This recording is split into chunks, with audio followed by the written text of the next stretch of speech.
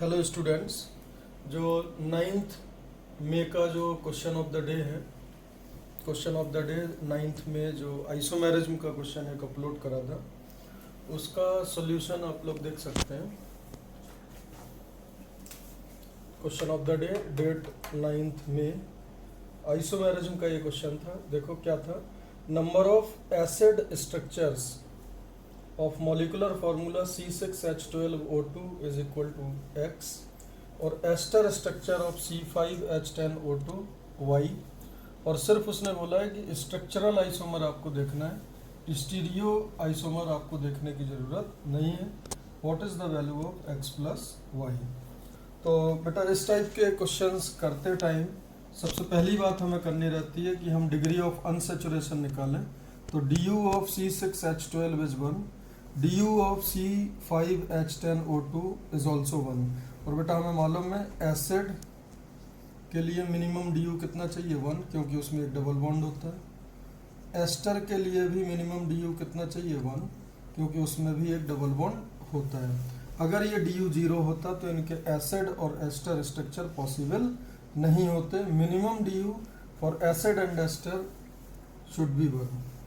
So both molecular formulas can have acid and ester structures because both are having du is equal to 1 and 2 oxygen atoms are present। तो देखो जरा, अब acid structure होगा तो ये तो fix बात है, अगर कोई एसिड है तो उसमें COOH तो होगा ही होगा सारे स्ट्रक्चर्स में। और COOH को अगर मैं फिक्स्ड कर दूं, अगर मैंने इसको फिक्स्ड कर दिया तो C12H C6H12O2 में COOH अगर आपने यूनिट फिक्स कर दिया, क्योंकि कितने भी एसिड के स्ट्रक्चर हों उनमें COOH तो हो गई। So this will become C5H11। आप इन दोनों को ऐड करोगे तो ये आ जाएगा। और C5H11 के 8 स्ट्रक्चर होते हैं, और वो 8 स्ट्रक्चर देखो कैसे होते हैं, देख लो जरा एक बार, मैं बना देता हूँ आपके सामने। सबसे पहले तो ये 5 कार्बन है, तो 1 2 3 4 5। अब इसमें क्या हो सकता है, यहाँ पे COOH, यहाँ पे एक COOH हो सकता है, और एक यहाँ पे COOH हो सकता है। इस 5 कार्बन के फ्रेम में यही 3 पॉसिबिलिटी है। एक 5 कार्बन का फ्रेम बेटा ये भी होता है, देखो ये वाला 2 मिथाइल ब्यूटेन। तो इसमें एक COOH आप यहाँ लगा सकते हो, दिस इज कम्प्लीटली डिफरेंट। एक COOH यहाँ लगा सकते हो, दिस इज कम्प्लीटली डिफरेंट। एक COOH यहाँ लगा सकते हो, this is completely different. And एक COOH आप यहाँ लगा सकते हो, this is also completely different. और यहाँ लगाना सेम है। तो इस फ्रेम के कितने स्ट्रक्चर आए, 4। इस फ्रेम के कितने स्ट्रक्चर थे, 3। और इस फ्रेम में देखो यहाँ पे लगाना, यहाँ पे लगाना, यहाँ पे लगाना और यहाँ पे लगाना, ऑल आर आइडेंटिकल। और यहाँ आप लगा नहीं पाओगे, क्यों? क्योंकि यहाँ पे कोई हाइड्रोजन नहीं है। हाइड्रोजन हटा के ही तो COOH लगाते हैं, तो यहाँ पे हाइड्रोजन नहीं है। तो टोटल जो स्ट्रक्चर हैं वो कितने होंगे, 1 2 3 4 5 6 7 8। तो जो आपका X का वैल्यू आएगा वो 8 आएगा। अब देखो C5H10O2, इसका भी du 1 है, 2 ऑक्सीजन एटम है। तो एस्टर में ये फिक्स होता है, ये फिक्स्ड है COO। और एस्टर में एक खास बात होती है कि जो O होता है उससे कार्बन होना चाहिए। तो यहाँ पे मैंने एक कार्बन फिक्स कर दिया, एक कार्बन ये, एक कार्बन ये, और टोटल 5 कार्बन है। तो यहाँ कितने कार्बन बनेंगे, 3। और इसकी 2 फॉर्म होती हैं, एक नॉर्मल प्रोपाइल और एक आइसोप्रोपाइल। तो इसकी 2 फॉर्म आ गई। यहाँ पे अगर मैंने 2 कार्बन कर दिए तो यहाँ 2 बचे। इसका एक फॉर्म ही होता है, इथाइल ओनली। तो देखो एक स्ट्रक्चर होगा। अब यहाँ पे 3 अगर कार्बन कर दूंगा तो अगेन इसका तो एक ही होगा, मिथाइल। आइसोप्रोपाइल, नॉर्मल प्रोपाइल, इसके 2 हो जाएंगे। और इसके 4 फॉर्म होते हैं। 4 फॉर्म कौन से होते हैं, देखो जरा। एक तो 1 2 3 4 नॉर्मल, उसके बाद 1 2 3 और यहाँ मिथाइल, एक बार 1 2 3 और यहाँ मिथाइल, और एक बार 1 2 3 4। तो इसके 4 फॉर्म होंगे, इसके 2, इसका 1 और इसके 2। तो टोटल एस्टर जो आएंगे वो 9 आएंगे। तो total possible ester will be 9। So x plus Y की वैल्यू जो आएगी वो 17 आएगी।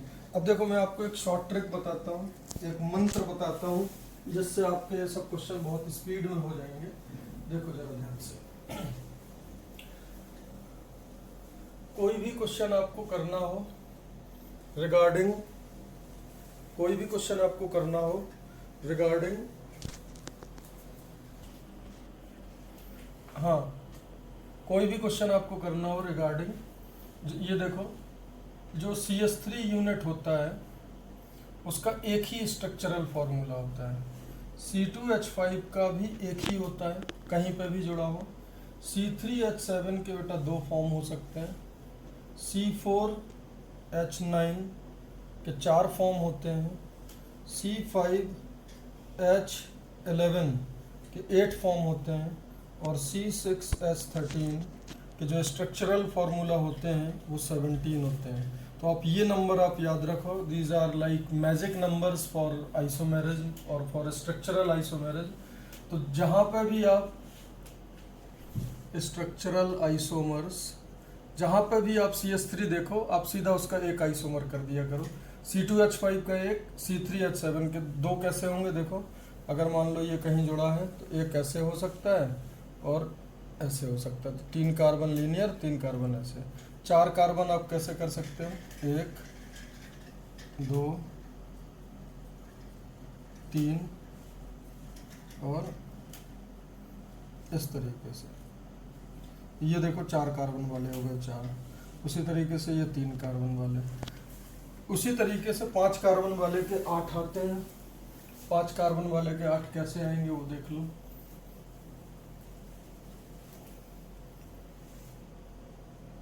ये आपने लीनियर 5 कार्बन बनाए, फिर 4 कार्बन में एक यहाँ कार्बन, फिर 4 कार्बन में एक यहाँ कार्बन, फिर 4 कार्बन में एक यहाँ कार्बन, ये हो गए। उसके बाद आप 3 कार्बन लगा के यहाँ 2 कार्बन बना दो, फिर आप 3 कार्बन यहाँ लगा के 2 कार्बन ऐसे लगा दो, फिर 3 कार्बन बना के आप 2 कार्बन यहाँ लगा सकते हो और आप ऐसे बना सकते हो। ये शायद बन गया है, तो कितने होगा,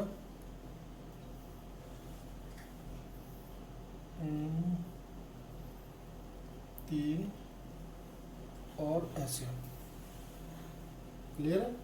देखो 5 कार्बन ये है अल्काइल ग्रुप, 5 5, टोटल स्ट्रक्चर कितने हो गए 8।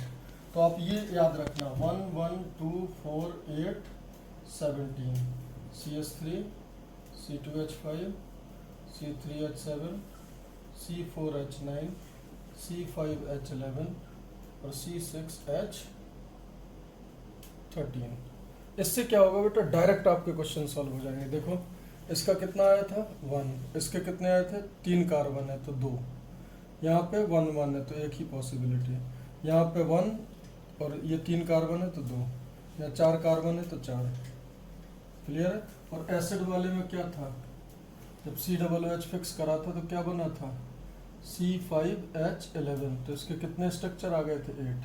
तो अगर आपको ये कॉन्सेप्ट पता होता तो पता है इसका आंसर x आएगा 8, y आएगा 9, ये आपको 30 सेकंड के अंदर पता लग जाता है। 30 सेकंड में, 30 सेकंड में कैसे पता लगता है, तो देखो जरा आपको 30 सेकंड में मैं आपको समझा देता हूँ, बट मैं ये अज्यूम कर रहा हूँ कि आपको क्या मालूम है। जैसे एसिड देखने हैं, यहाँ से देखो एसिड देखने हैं तो COOH हो गई, क्या बचा C5H11, 5 कार्बन के कितने होते हैं 8, एस्टर के लिए 1 कार्बन तो ये हो गया, एक यहाँ एटलीस्ट फिक्स कर दो तो यहाँ 3 बचे, 3 वाले के 2, यहाँ पे C2 होगा तो यहाँ C2, 1 1 वाले का 1, यहाँ पे C1, यहाँ C3 वाले के 2, यहाँ पे हाइड्रोजन भी हो सकता है तो यहाँ C4 हो जाएगा तो 4, कितना आ गया 2 2 5 4 9, 9 और 8 17।